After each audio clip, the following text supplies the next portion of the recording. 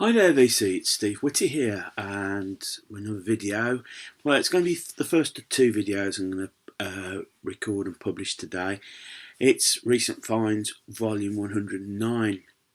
As you may have been aware, I've had a week off work and I've spent way too much time in my local record store. I've ended up buying quite a fair bit. However, what I've paid, not one single item I've paid more than £2 for. It's either been £1 or £2 that I've paid for. Quick slurp the tea. So this is quite a bit. So it came across in really two batches. So what I'm going to do is I'm going to show the first batch and then record another video with the second batch. So this first batch, Wednesday to Thursday. So first album, this is Marc Almond's Mother's Fist and her five daughters. Now this is Marc Almond's third solo album. The album title came from a short story by Truman Capote, which was called Nocturnal Turnings, or How Siamese Twins Had Sex. Next one is Joan Baez 5. This is her from 1964. This is a Fontana British release. This album sort of spans between both contemporary folk, traditional folk, and contemporary work. Includes covers of There's a Bit There But for Fortune by Phil Oakes, It Ain't Me Babe by Bob Dylan, and I Still Miss Someone by Johnny Cash. As I said, it was originally released in the US on the Vanguard label. Possibly, after this first batch, the biggest prizes. David Bowie's Debut Live, his first official live album from 1974, recorded at the Tower of Philadelphia. This really catches David Bowie transforming between the glam rock into his plastic soul. While he's dressed up in his suit, you could, from what I'm gathering, the record story harks back to those glam times. The tour, it was a BBC documentary called Cracked Actor. Was filmed at the time. It was sort of not showing Bowie in a very good light. You could see him sort of sniffing, sort of almost skeletal. The drugs had started to kick in. This album went top 10 both in the US and the UK.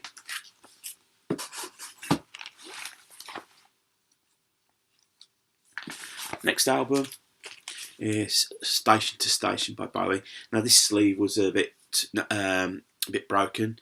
This is the 10th studio album from 1976, and this is the album that was the vehicle for his Thin White Duke stage. Recorded straight after he filmed The Man Who Fell to Earth. The cover is a still from the film. At this point, Bowie was really heavily into cocaine use, and he couldn't record producing the album. Obviously, the tracks on here: Station to Station, Golden Years, Word on a Wing, TBC 15, Stay, Wild is the Wind. It's very much one of his great albums. I need to go back for the tea again.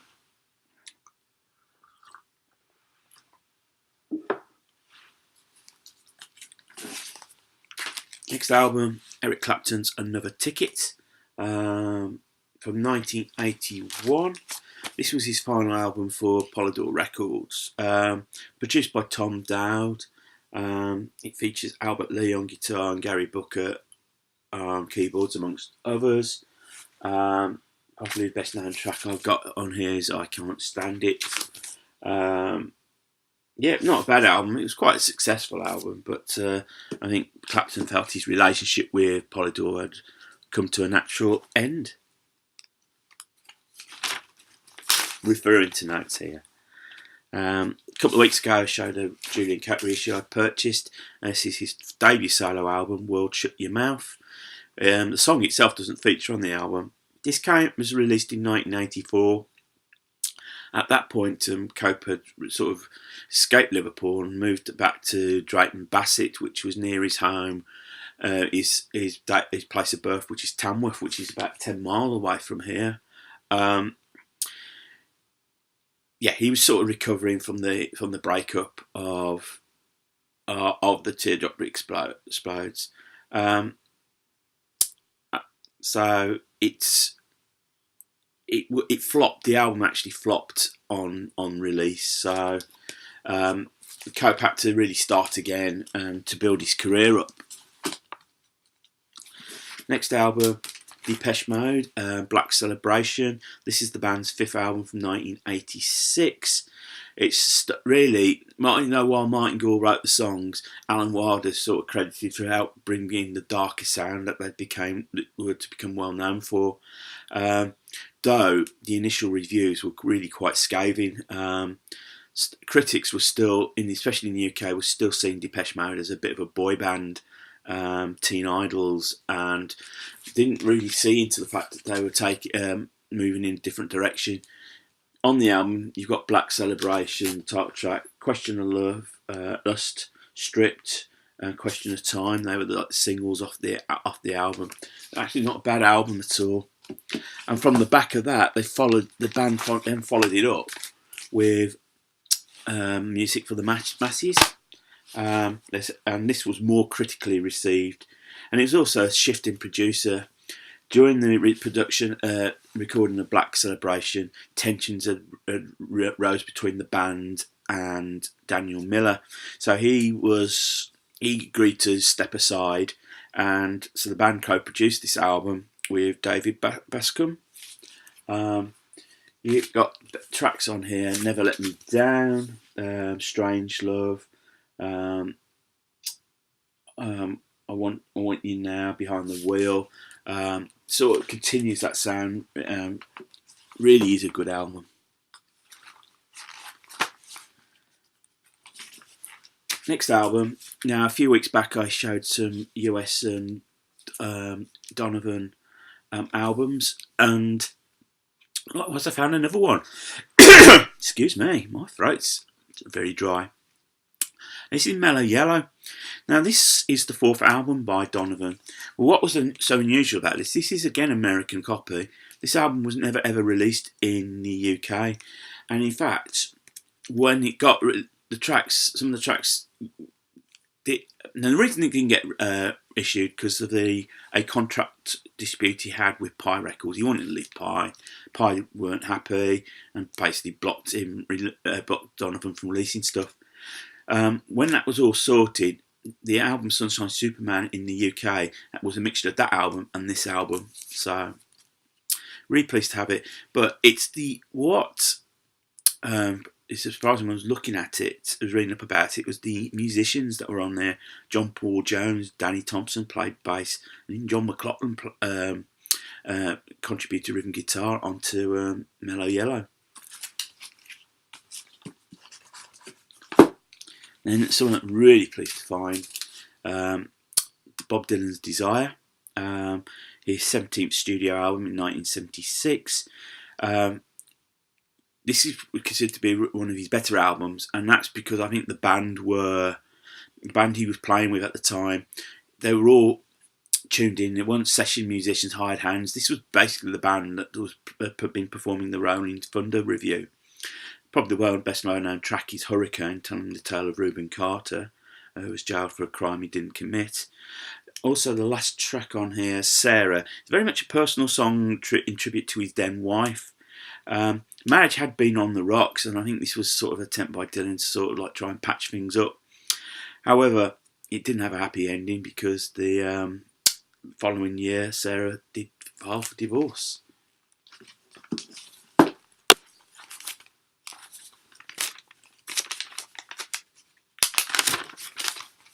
At this point, I'm having another slurp of my tea.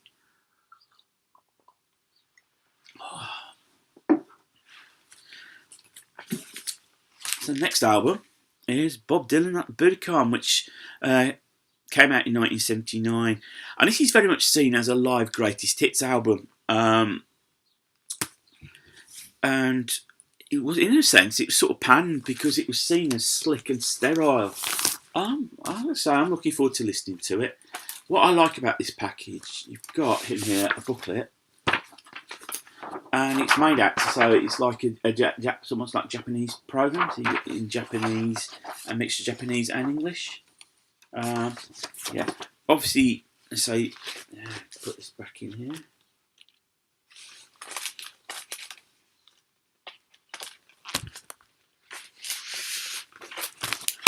Yeah, got here obviously. It's really, as I said, the greatest hits album, Tambourine Man. Don't Think Twice, It's Alright. Maggie's Farm's on here. Forever Young sort of closes the album. So it is very much a greatest hits package. Really is. I'm looking forward to listening to that. Next up, some Japan. This is Gentleman Takes Polaroids from 1980. This is the band's fourth album, and the first album they recorded for Virgin. And it was also the last guitarist to feature Rob Dean. Most tracks were written by David Sylvian. Band on the back there. Probably Gentleman Take Polaroid's title track was the single off here. The album itself didn't do that well, but it was starting to shift away from sort of like the glam towards more experimental that David Sylvian was to become more well known for. And talking to Japan, this is their double best of Exercising Ghost, which came out in 1984. You've got probably the single I mentioned, Gentleman Taking Polaroids, Quiet Life, Ghost is on here, Visions of China, The After Parties. Really just pull on more on the last two albums, Gentleman Taking Polaroids and Tim Drum. So yeah, very happy to pick that one up.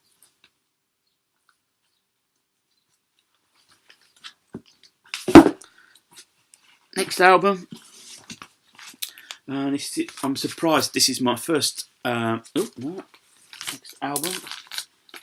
I'm out of order a little bit. Where are we? There we go. Something more to me popular days. This is M, New York, London, Paris, Munich. They're really their main album. Pop music. Obviously the big hit, number one, number two. It's basically the brainchild of Robin Scott. And also other singles, Moonlight and Music, which was the follow-up, which didn't do so well. But interesting to listen to that. And then move on to someone who, this is my first bit of vinyl I've had from this lady. This is Joni Mitchell's Court and Spark. Her album from 1974, her sixth album, and this is where she really starts to infuse her rock part, which, acoustic rock, with more jazz, and it includes the track Help Me, which was provided her with her only top 10 hit single in the US. So I'm really looking forward to that. Joni Mitchell is an artist that I really got very little of, so I need to work on building up more of her collection.